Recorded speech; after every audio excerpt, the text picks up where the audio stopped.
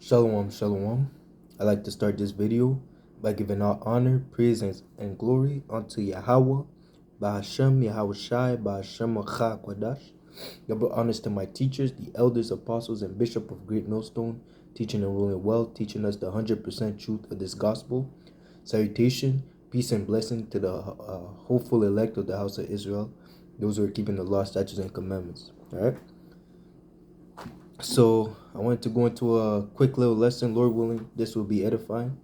And it's pertaining to the subject of this bugged out doctrine, which is hell. At the end of the day, we know that hell has two definitions, which is one, a living condition, a bad living condition, and the grave, meaning that you're in the ground. You passed away. You're dead in the grave. Okay. So you got these people. First off, man, you got how you got the Christians, the so-called Christian, and all those people that believe in the doctrine of hell, speaking about how God is love. God is love. So you have this ultimate being who loves everyone, loves the sinner but hates the sin.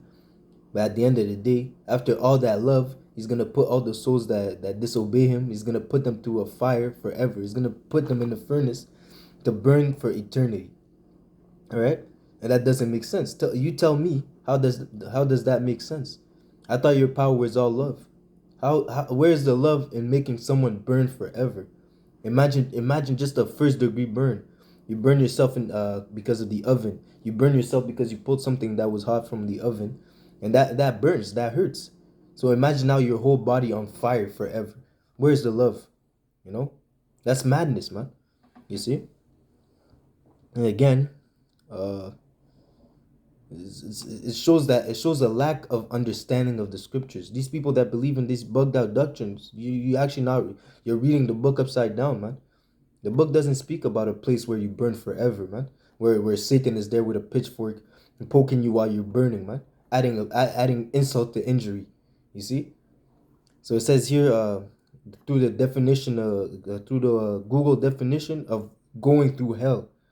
It says here, if you're going through hell, if someone puts you through hell, you have a very difficult or unpleasant time. All right, so put it in perspective. Captivity is a very unpleasant time, man. Especially when your rulers are devils, man.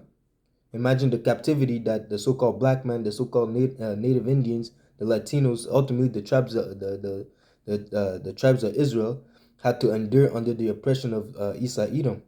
These was unpleasant times. Okay. First off, it's just the atrocity. I'm not even gonna go into it, but all the atrocities that they committed. Uh, you know, come on, man, buck breaking, using our babies as alligator bait. You know, come on, man. This is just the truth. Like, come on. I could keep going. I could keep going, but there's no point, man. Let's get into this lesson. But these devils, they'll have to pay for those that touched the Israelites, touched the apple of the eye of Yahweh Hashem Yashai. So you have to pay for this offense. Okay. So as I said, this is one definition of hell, a living condition, meaning a bad living condition, and the grave. So pertaining to the grave, it says here in Acts 2 and 27, because thou wilt not leave my soul in hell, neither will thou suffer thine Holy One to see corruption. And that's speaking about Yahweh Shai. Okay? When it says here, you will not leave my soul in hell, meaning through the when Yahweh Shai was on walking on the earth, the Israelites were under captivity, under the Romans. Okay?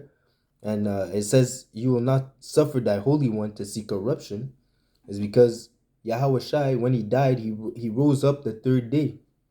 A body physically starts to decompose on the fourth day. So Yahweh Shai did not see corruption. But again, he did not leave his soul in hell, meaning in the grave. Because after Yahweh Shai rose up, he left. Okay? He didn't stay in the grave.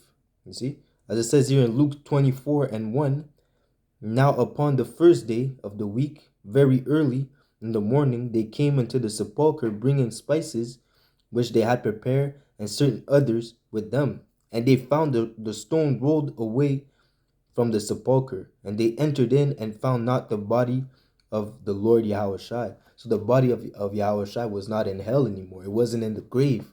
Okay, and then see decomposition, corruption, Salakia, because it then decomposed. And it came to pass, as they were much perplexed thereabout, behold, two men stood by them in shining garments, and they were afraid and bowed down their faces to the earth. They said unto them, why seeketh ye the living among the dead? Okay, because Yahushua rose. He wasn't dead anymore. He rose up. Okay, so he wasn't in hell anymore, meaning in the grave. Okay, he is not here, but is risen. Remember how he spake unto you when he was yet in Galilee, speaking, the Son of Man must be delivered unto the hands of the sinful men, and be crucified, and the third day rise again. Remember ye his words. Okay, so that's just to prove that, as it says back to Acts 2:27, because thou will not leave my soul in hell. So Yahweh Shai did not stay in the grave. After the third day he rose up and left. Neither will thou suffer thine Holy One to see corruption. Okay, so pertaining to a living condition, as I said, as an example, hell can be a living condition, as slavery was a horrible, atrocious, and hellish living condition that the children of Israel had to endure. And just to prove this, it says here in Daniel's 9:12.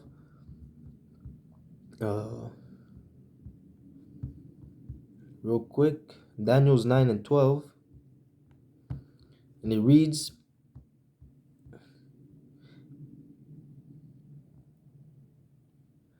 and he had confirmed his words which he spake against us and against our judges that judged us, by bringing upon us a great evil. For under the whole heaven had not been done as had been done upon Jerusalem. Jerusalem being a people before it's a place. So upon this people, nothing in the earth during the whole humanity has ever a nation suffered as much as Israel. Okay, and that's what it means to go through hell. So no other nation has been through hell as Israel has been going through hell. Okay, so our living condition was horrible. Okay, and it says, pertaining to the living condition part of the definition in Tobit 13:1. Then Tobit wrote a prayer and of rejoicing and said, blessed be the power that liveth forever, and blessed be his kingdom. For he does scourge and had mercy. He leadeth down to hell, so he can bring you down from your lofty position and bring you down to captivity. And we have that example as during the kingdom of Solomon, how we had how the Israelites, how all these other nations under subjection under the foot of Solomon. Okay, but once Solomon passed away, the children of Israel started to disobey, and they started to go off, and that's when the Lord brought them down from their excellency, separated the kingdoms, and then made them go into diverse captivities. And as I said in the video yesterday, we are yet this day in captivity.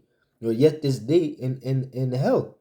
Okay, because this is our hell, the hell for the Israelite man, but it's the heaven for these Edomites, man. You see, because they're rejoicing of the riches of the earth, while we're at the bottom of the food chain. Okay, and it says here, and we're still subject to payment to this day. Okay, so I'll read that again. Tobit 13:2. For he doth scourge and had mercy. He leadeth down to hell and bring it up again. So he can abase you and he can bring you up. Okay, neither is there any that can avoid his hand. It says here in Exodus 1:13, and the Egyptians made the children of Israel to serve with rigor. Rigor meaning they made them work hard, man. You know, they made them work 12-hour shifts with no breaks, man. You see? Salakia. So Israel had to endure hard times under the rulership of the Egyptians. And how much more now? Okay? You work 24, you work your whole week, you work 2 weeks in a row just to get paid, just to pay your bills and to repeat the cycle, man. This is hell, man. You see, you can't own anything. Even after you own anything, you still have to pay taxes. So it's never really yours. The government can just pull up and take your shit. You know, you can't own anything in this world, man. Even your family, your wife, your children, they buck up against you. You become a servant unto them. You see, this is hell, man. So it says here, Exodus 1 and 13 again, and the Egyptians made the children of Israel to serve with rigor, and they made their lives bitter with hard bondage, and in mortar and in bricks, and in all manner of services in the field, all their services wherein they made them serve was with rigor. So these people were, the Egyptians were tyrants, okay, in the time of Moses. Okay, these people were tyrants, the people that were over Israel. So how much more now, as I was speaking about the atrocities that Edom has committed, it's nowhere close, man. The things that Edom has done is nowhere close to any other captivity. First off, he took away our identity. In all the other captivities that Israel has been going through, we knew who we were. We knew our power. We knew who to turn to for help. But now he took away everything from us, man. He stripped us naked, man. You know, we now we were in shame. We didn't know our name. We didn't know our power. We're disconnected. We're just there, man. To the point where he even gave us a false idol to worship. You know, he gave him himself to worship. So now you got some Israelite, they're completely in darkness. They still worship the so-called white man. Okay. It says here they made their lives bitter with hard bondage in mortar and in brick and in all manner of service in the field, meaning in this time in the world, regardless of whatever you're gonna do, it's always gonna be hard. It's gonna be difficult. You're gonna come back home. You're gonna be, exhausted. Even with the paycheck that you get at the end of the day, it's not worth the work that you're putting in. And Esau, at the end of the day, Esau is eating way more than you, man. You know for a fact that you're just eating off the crumbs, man. You're just getting the crumbs of the benefit that he's getting at the end of the day. You see? All their services wherein they made them serve was with rigor. Okay? So it says here in Jeremiah 49 and 12, for thus said the Lord, behold, they whose judgment was not to drink of the cup have a surely drunken. And what is that cup? That cup of captivity, that cup of slavery. Okay, and we have a surely drunken. And Israel was not made to be servants. We were made to rule. Okay, but because of our disobedience, we were made servants. Okay, the Lord brought us down. He brought us down to hell. Okay, thou shalt not, Shalakia, and art thou he that shall altogether go unpunished? Thou shalt not go unpunished, but thou shalt surely drink of it. So, as I said, I was speaking about Esau Edom. He shall also drink of that cup. Esau Edom and these other nations shall not go unpunished because they're all confederate against the nation of Israel. All these other nations, the heathens, are partakers in our downfall. They're keeping us abased and keeping us in hell. These other nations are all confederate in our downfall. So because of that, they all have to suffer and drink of that cup as well. Because when we're in the kingdom, as I said, the kingdom will not be left unto other people. The eternal kingdom of Yahweh Hashem Yahushai, as it says in Daniel's 2. These other nations are going to be subject unto Israel, and they're going to go through hell as we went through hell. As it says here in Revelation 18 and 6, and this is pertaining to Esau Edom, reward her even as she rewarded you, and double unto her double according to her words. In the cup which she had filled, fill her double. So the same way that Esau Edom had done so much atrocities unto the children of Israel, the nation of Esau Edom will have to suffer even more. Okay, we're gonna give them double of what everything that they've done unto us, man. To the point where even as the brothers keep mentioning, even a cockroach in the kingdom of heaven will have more rights than an Edomite. Will be more reverence than an Edomite, man. The Edomite's gonna be low, man. You're gonna chop off an Edomite's head just for fun, man. You know, as they have done unto us. You know, and it's not like putting an Edomite to death is not gonna be it's not even gonna be like a crime because of what they've done unto us, man. The wickedness, the hatred, the horrors that they made us go through, the hell that they made us go through, they will have to pay for that, man. To the point, as I said, a cockroach will have more rights than an Edomite in the kingdom of heaven. Okay, that's what it means to reward unto her double. They have brought us low. We're gonna bring them even down, even lower than low.